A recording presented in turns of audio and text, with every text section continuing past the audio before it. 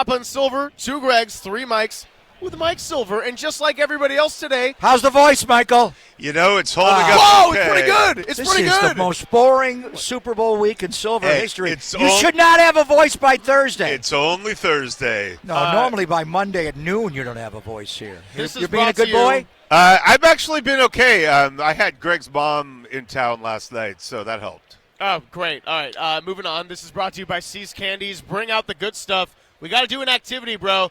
Draw a card. It's going to be one of 3 things. Depending on what it says, we have an activity for you.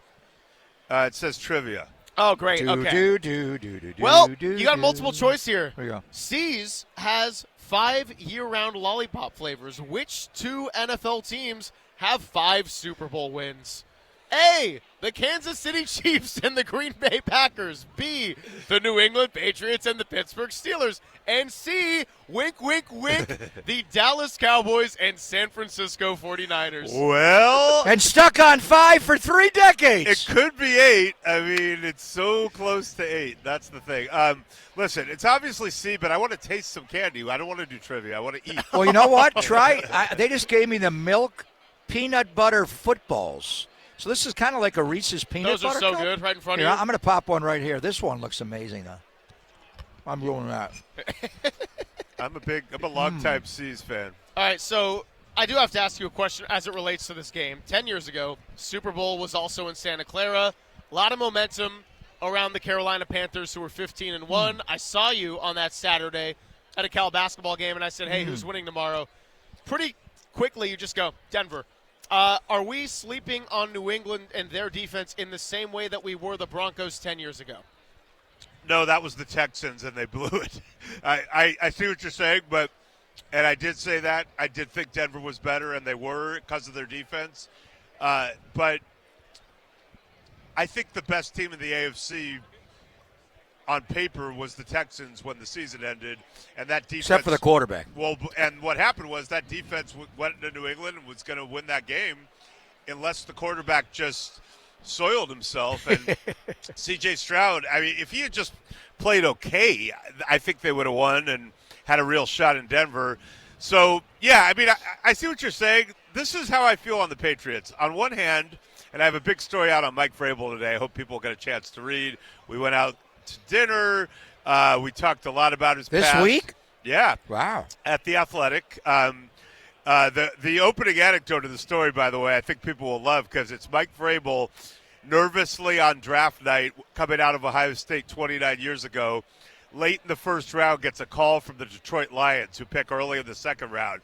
And he's excited for a second, and then someone from the Lions draft room says, hey, there's these 2 offensive tackles you played against, Juan Roque and Jerry Wunsch. Which one's better? And they end up drafting Roque. Vrabel says a few expletives and slams down the phone. And he started his career with a chip on his shoulder, and even though that's informed his coaching career, he's trying to be a little bit more emotionally involved, and we had a great conversation. But this is what I think with the Patriots. They've had a lot of things go their way.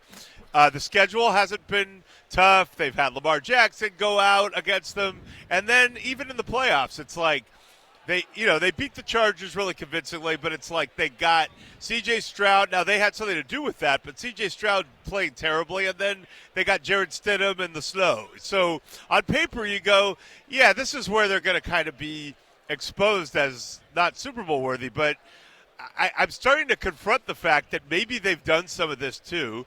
Maybe it's just one of those years, and I do think Vrabel and the coaching staff will muck it up enough to keep this from being a blowout. But I don't think Drake May is the same as he was a month ago, and it's understandable. He's a second-year quarterback. He's been so good. I think he just hit a wall because he had to play better defenses in bigger games. It was Chargers, pretty good defense, Houston, we talked about, and Denver. And I think it got in his head. He does turn it over when he gets hit and fumbles. He didn't want to turn it over. I think he's less aggressive. And they need the Drake May who got them to the playoffs to show up for this game to have a chance. Michelle Smallman was just on with us from ESPN Radio. She's great. She's great. And she said they just went through a breakdown position by position and grouping. And I said, was there any advantage that New England won over Seattle? Because when I break it down, like Seattle's D-line against New England's O-line, or their secondary against, Diggs and Booty, and I give Seattle an edge almost everywhere. She said coaching. Now, you mentioned Vrabel. I think the one guy that's not getting enough love here, and then you look at a guy like Clint Kubiak, who's going to be the next coach of the Raiders, North Turner. We've seen a lot of coordinators be really good that just have not been able to make it as a head coach. Maybe the most glaring example is Josh McDaniels. Yeah, he is. Denver, he did not do well. 10th Super Bowl. 10, and he's won 6. An is that, come on. He, as an offensive coordinator, he's been in 10 Super Bowls. Well, he wasn't the offensive coordinator for Charlie 10. Weiss was there as well. But still. He was a gopher for one of them. But 10 is 10. That's unbelievable. Yeah. So where is he? And he hasn't been a great head coach for whatever reason. His personality didn't work with the Raiders. They didn't like him in the building. But as an offensive coordinator, play caller, a guy who can trick up a Super Bowl to make a big play here or there, we know about Vrabel how solid he is. What is the Josh McDaniels factor on Sunday? He's done an incredible job as a coordinator this year. You're right. And, Drake May showed some promise last year when they were 4-13, but nobody saw this coming. He's really accurate. He's obviously mobile, and he's made pretty good decisions throughout the year. But Josh has schemed it up and put him in good spots. And really, Stephon Diggs, the Patriots receivers are pretty good. We don't know most of them that well, but we know Diggs. Matt Collins, we know Matt Collins. Well, Matt Collins is the guy who comes barefoot to snow games and makes big catch over the middle. But Stephon Diggs is really, really good coming off his injury. So, and Cardi B is showing up for the game, I assume. There you go. Are they getting engaged? I heard that's the rumor. Anyway, I digress. I can only cover so all much. this C's candies. I got love in the air. I don't know. So I just, the question is, are we going to see a pretty close game where Seattle's probably the better team? And I agree, Mike McDonald's done an incredible coaching job in year 2 also. Or are we going to see what we thought we might see going in, which was, hey, Seahawks-Rams is the Super Bowl, and the other game is the JV game, right? And I think on paper you can make a case that the Seahawks roll them, but something tells me we're going to get a close-ish game. Do you think special teams is going to have an impact in this one? Like Seattle, it seems like that I don't want to say it's been their strength because they've had strengths at really all levels, and their only weakness really is when Sam Darnold is turning the ball over. But special teams has also made a massive stamp on a lot of these big games for them, whether it be Rashid Shaheed en route to the 41-6 setting the tone right away, or Xavier Smith fumbling that punt. That was a massive turning point in a championship game. Well, Rashid Shaheed had the most important play of the regular season. That was the second Rams-Seahawks game, which ultimately decided the number 1 seed and, let them host the rematch. They were down. Darnold was having another bad game. And all of a sudden, Rashid Shaheed took a punt to the house and loosened things up, and Darnold came back, and they won on the 2-point conversion in overtime. I would say that play, not only Rashid Shaheed's been great in general, but that play is enough to make me say John Schneider's the executive of the year because he made that midseason trade to get Rashid Shaheed, who juiced up their offense and special teams. So, a lot of people don't associate Levi's Stadium with really great special teams. But, we could see something. We could see special teams play a role. Raheem Morris, your guy. So tell me how it all played out here. And we thought maybe he'd get the Arizona job. He didn't, and then he was there for Kyle to hire as the defensive coordinator. The relationship with Kyle, the scheme difference that may be coming. But I want to start with Kyle Shanahan getting arrested defending Raheem Morris years ago. What's the story? You're the guy that has the deets on this. Yeah, it's in my book, The Why Is Everything, a story of football rivalry and revolution. And it did come out a little bit at the time. But basically, Kyle started telling me about Raheem when he was very young. They formed a very close friendship when Kyle was a Tampa Bay Buccaneers quality control coach and Raheem was a young defensive assistant. And they went to the Combine at one point, and late one night after they'd done all their interviews at the train station, a group went out, and it was Kyle and Raheem, Dan Quinn, some other assistants, and they went to this bar called the Whistle Stop, which isn't one of the marquee places, and it was late, and there was a bouncer, and all of a sudden Raheem, in what was later learned to be a case of mistaken identity, was on the ground being pinned down by cops and in a rough kind of way and being cuffed while on his stomach and hauled into a paddy wagon. Why? I think it was mistaken identity. Damn. But Kyle, who saw it and is very close to Raheem, really didn't like it. And as Mike McDaniel later told me, acted as though he'd just learned that racial profiling existed, but was screaming, "I want your badge number. I'm gonna," was very. Kyle's a real one, right? Like, just you want him as your friend, and Kyle got so aggrieved that he also got hauled in for disorderly conduct, and then Kyle said to Raheem, and I'm Mike Shanahan's son, so it became a story about me. And one thing Kyle really hated is they used a mugshot. Instead of using the mugshot, they found some picture from like his University of Texas days when he was out partying. So they made him look like a drunk. And as they threw him in the drunk tank. Yeah, it was a whole to-do. Wait, that's not Kyle Shanahan. That's Johnny Manziel. Yeah, right.